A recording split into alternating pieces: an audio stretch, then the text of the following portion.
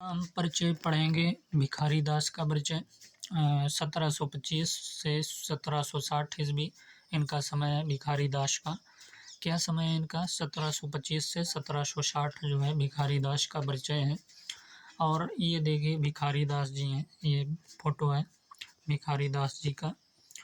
और अब पढ़ते हैं भिखारी दास के बारे में कि भिखारी दास जो है जाति से कायस्थ एवं प्रतापगढ़ के पास टोंगा के निवासी थे। कहाँ के थे? तो भिखारी दास जाति से कायस्थ एवं प्रतापगढ़ के पास जो है टोंगा के निवासी थे। और इनके पिताजी का नाम क्या था भैया? इनके पिताजी का नाम कृपादास था। पिताजी का नाम कृपादास था। और भिखारी दास जो है जाति से कायस्थ एवं प्रतापगढ़ के पास जो है टोंगा के निवासी थे। इनके पिताजी का नाम था कृपादास। भिखारी दास प्रतापगढ़ के राजा जो है पृथ्वी सिंह के भाई जो है हिंदूपत सिंह के आश्रय में रहते थे। तो भिखारी दास क्या थे? प्रतापगढ़ के राजा थे, पृथ्वी सिंह के भाई हिंदूपत सिंह के आश्रय में रहते थे भिखारी दास। और चौथा है कि भिखारी दास ने कुल 7 ग्रंथ लिखे, जिनमें काव्य निर्णय ग्रंथ में विशेष ख्याति प्राप्त हुई। तो भिखारी दास ने कुल कितने ग्रंथ लिखे? तो हमने बताया भिखारी दास ने कुल 7 ग्रंथ लिखे हैं, जिनमें काव्य निर्णय ग्रंथ से विशेष ख्याति प्राप्त हुई। तो भिखारी दास ने कुल 7 ग्रंथ लिखे, जिनमें काव्य निर्णय इनकी एक रचना है। इस ग्रंथ में जो है विशेष ख्याति प्राप्त हुई इन्हें। और भिखारी दास तीसरा हमने बताया था कि भिखारी दास प्रतापगढ़ के राजा पृथ्वी सिंह के भाई जो है हिंदूपत सिंह के आश्रय में रहते थे। और भिखारी दास के कुल कितने ग्रंथ हैं? तो हमने बताया 7 ग्रंथ हैं, जिनमें काव्य निर्णय ग्रंथ में विशेष जो है ख्याति प्राप्त हुई। 5वां है कि मिश्र बंधुओं ने रीतिकाल के उत्तरांश का सबसे बड़ा आचार्य भिखारी दास को स्वीकार किया। मिश्र बंधुओं ने क्या किया? मिश्र बंधुओं ने रीतिकाल के उत्तरांश का सबसे बड़ा आचार्य जो है भिखारी दास को स्वीकार किया है। तो 5वां यही कहा गया कि भाई मिश्र बंधु जो हैं इन्होंने रीतिकाल के उत्तरांश का सबसे बड़ा आचार्य किसको माना? भिखारी दास को स्वीकार किया है। 6वां है कि भिखारी दास जो है रीतिकाल के प्रथम कवि हैं, जिन्होंने अलंकारों का वर्णन 2 प्रकार से किया। पहला नंबर मूलालंकार के नाम से, दूसरा नंबर अर्थालंकार। तो भिखारी दास रीतिकाल के प्रथम कवि हैं, जिन्होंने अलंकारों का वर्णन जो है 2 प्रकार से किया। पहला नंबर मूलालंकार, दूसरा नंबर अर्थालंकार। 7वां है कि ब्रजभाषा के लिए काव्य में तुक को सर्वप्रथम काव्यांग के रूप में भिखारी दास ने ही ग्रहण किया। तो 7वां क्या है कि ब्रजभाषा के लिए काव्य में तुक को सर्वप्रथम काव्यांग के रूप में भिखारी दास ने ही ग्रहण किया, काव्यांग के रूप में। तो 7वां है कि ब्रजभाषा के लिए काव्य में तुक को सर्वप्रथम काव्यांग के रूप में भिखारी दास ने ही ग्रहण किया। तुक के ब्रजभाषा के लिए जो है काव्य में तुक को जो है ब्रजभाषा के लिए काव्य में तुक को जो है सर्वप्रथम काव्यांग के रूप में भिखारी दास ने ही ग्रहण किया। 8वां है कि आधुनिक लेखक संजीव हैं, इन्होंने भिखारी दास की जीवनी जो है सूत्रधार नाम से लिखी है। इन्होंने संजीव ने क्या लिखा? तो भिखारी दास की जीवनी लिखी है सूत्रधार नाम से लिखी है इन्होंने जीवनी संजीव जी ने। तो लेखक संजीव हैं, आधुनिक लेखक हैं, और भिखारी दास की जीवनी जो है सूत्रधार नाम से लिखी है। आचार्य रामचंद्र शुक्ल ने भिखारी दास को दास कवि कहकर पुकारा। किसने दास कवि कहा? तो अगर पूछा जाए कि भाई भिखारी दास को दास कवि किस लेखक ने पुकारा है, तो ये आचार्य रामचंद्र शुक्ल जो हैं भिखारी दास को दास कवि कहकर पुकारा है। अगर आधुनिक लेखक संजीव की बात करें तो भिखारी दास की जीवनी जो है सूत्रधार नाम से लिखी है। और ब्रजभाषा के लिए काव्य में तुक को सर्वप्रथम काव्यांग के रूप में भिखारी दास ने ही ग्रहण किया। अगर रचनाओं की बात करें तो अमरकोश इनकी रचना है 1737 ईस्वी। अमरकोश रचना क्या है? तो अमरकोश रचना जो है 1737 ईस्वी में रचित है इनकी, भिखारी दास की। और उसके बाद रस सारांश भी इनकी रचना है 1742 ईस्वी। रस सारांश और छंदोरणों पिंगल रचना है इनकी 1742 ईस्वी में, और काव्य निर्णय 1746 में, श्रृंगार निर्णय 1750 में, और शतरंज शतिका जो है, शतरंज शतिका भी इनकी रचना है। 7वां जो है छंद प्रकाश।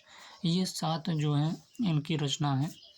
तो अमरकोश हो गया, हमने बताया अमरकोश 1737 ईस्वी। दूसरा नंबर रस सारांश है 1742 ईस्वी। तीसरा नंबर क्या है, छंदोरणों पिंगल है 1742 ईस्वी। फिर चौथा है काव्य निर्णय 1746 ईस्वी, और श्रृंगार निर्णय 1750 ईस्वी। शतरंज शतिका, छंद प्रकाश जो है, ये सभी 7 रचनाएं जो हैं भिखारी दास की। प्रसिद्ध पंक्तियां कौन कौन सी हैं इनकी, तो प्रसिद्ध पंक्तियों की बात करें तो भिखारी दास की प्रसिद्ध पंक्तियां जो हैं, पहली पंक्ति है कि काव्य की रीति सीखी सुख बीन सो, काव्य की रीति सीखी सुख बीन सो, देखी सुनी बहु लोगों की बातें। तो भैया काव्य की रीति सीखी सुख बीन सो, देखी सुनी बहुत लोगों की बातें। दूसरी पंक्ति है कि झांझरिया झनकेगी चूरी खनकेगी एरी तन को नैन तोरे, झांझरिया झनकेगी चूरी खनकेगी एरी तन को नैन तोरे। तो ये क्या है, भिखारी दास की पंक्ति है। तुलसी गंग दुओ भय सु कबिन के सरदार, तो तुलसी गंग दुओ भय सु कबिन के सरदार, ये भी पंक्ति जो है भिखारी दास की है। आगे की कवि रीझ है तो कविताई, आगे के कवि जो है रीझ है तो कविताई, न तो राधा कन्हैया सुमरन को बहानो है। तो आगे के कवि जो है रीझ है तो कविताई, न तो राधा कन्हैया सुमिरन को बहानो है। ये भी भिखारी दास की पंक्ति हैं। भिखारी दास जो है रीतिकालीन अंतिम वर्ग के सबसे बड़े आचार्य थे। भिखारी दास क्या थे, तो रीतिकालीन जो है अंतिम जो है वर्ग के सबसे बड़े आचार्य थे। यद्यपि काव्य निर्णय में उसकी सामग्री जो है पूर्ववर्ती कवियों आचार्य केशव हो गए, चिंतामणि, श्रीपति आदि से ली गई हैं, तथापि उसमें भिखारी दास की विद्वता ही टपकती है। तो ये भगीरथ मिश्र का कथन है कि भिखारी दास जो है रीतिकालीन अंतिम वर्ग के सबसे बड़े आचार्य थे। यद्यपि काव्य निर्णय में उसकी सामग्री जो है पूर्ववर्ती कवियों आचार्य केशव, चिंतामणि, श्रीपति आदि से ली गई है, तथापि उसमें भिखारी दास की जो है विद्वता ही टपकती है। भगीरथ मिश्र कहते हैं ये। और दूसरा कथन डॉक्टर बच्चन सिंह का है कि भिखारी दास हिंदी काव्य शास्त्र के पहले कवि हैं जिन्होंने हिंदी काव्य परंपरा, भाषा, छंद, तुक आदि पर विचार किया है। तो डॉक्टर बच्चन सिंह क्या कहते हैं कि भिखारी दास हिंदी काव्य शास्त्र के पहले कवि हैं जिन्होंने हिंदी काव्य परंपरा, भाषा, छंद, तुक आदि पर जो है क्या किया, विचार किया। तो भिखारी दास की बात कर रहे थे तो हमने बताया समय इनका 1725 से 1760 ईस्वी। भिखारी दास जाति से कायस्थ एवं प्रतापगढ़ के पास जो है ट्योंगा के निवासी थे। इनके पिताजी का नाम क्या था, कृपादास था। भिखारी दास जो है प्रतापगढ़ के राजा जो है पृथ्वी सिंह के भाई हिंदूपत सिंह के आश्रय में रहते थे। भिखारी दास ने कुल 7 ग्रंथ लिखे जिनमें काव्य निर्णय ग्रंथ में विशेष जो है ख्याति प्राप्त हुई। और 5वां है कि मिश्र बंधुओं ने रीतिकाल के उत्तरांश का सबसे बड़ा आचार्य भिखारी दास को स्वीकार किया है। 6वां है कि भिखारी दास जो है रीतिकाल के प्रथम कवि हैं जिन्होंने अलंकारों का वर्णन 2 प्रकार से किया। पहला नंबर मूला अलंकार, दूसरा नंबर अर्थालंकार। 7वां क्या बताया कि ब्रजभाषा के लिए काव्य में तुक को सर्वप्रथम काव्यांग के रूप में भिखारी दास ने ही ग्रहण किया। 8वां है कि आधुनिक लेखक जो है संजीव ने भिखारी दास की जीवनी जो है सूत्रधार नाम से लिखी है। तो आधुनिक लेखक जो है संजीव ने भिखारी दास की जीवनी जो है सूत्रधार नाम से लिखी है। 9वां है कि आचार्य रामचंद्र शुक्ल ने भिखारी दास को दास कवि कहकर पुकारा। तो दास कवि किसने कहकर पुकारा, तो आचार्य रामचंद्र शुक्ल ने भिखारी दास को। और इनकी रचनाएं भिखारी दास की अमरकोश है 1737 ईस्वी, और रस सारांश है 1742 ईस्वी, और उसके बाद छंदोरणों पिंगल है तीसरा 1742 ईस्वी, काव्य निर्णय 1746 ईस्वी, श्रृंगार निर्णय भी है 1750, शतरंज शतिका, और 7वां नंबर है कि छंद प्रकाश। ये सभी रचनाएं जो है किसकी हैं, भिखारी दास के। प्रसिद्ध पंक्तियों की बात करें तो काव्य की रीति काव्य की रीति सीखी सुख बीन सौ देखी सुनु। कह रहा है कि काव्य की रीति सीखी सुख बीन सौ देखी सुनी बहु लोगों की बातें, देखी सुनी बहु लोगों की बातें। फिर उसके बाद है कि झांझरिया झनकेगी चूड़ी खनकेगी एरी तन को नैन तोरे। झांझरिया झनकेगी चूड़ी खनकेगी एरी तन को नैन तोरे। तुलसी गंग दुओ भय सुकविन के सरदार। ये भी पंक्तियां भी है किसके हैं, भिखारी दास की।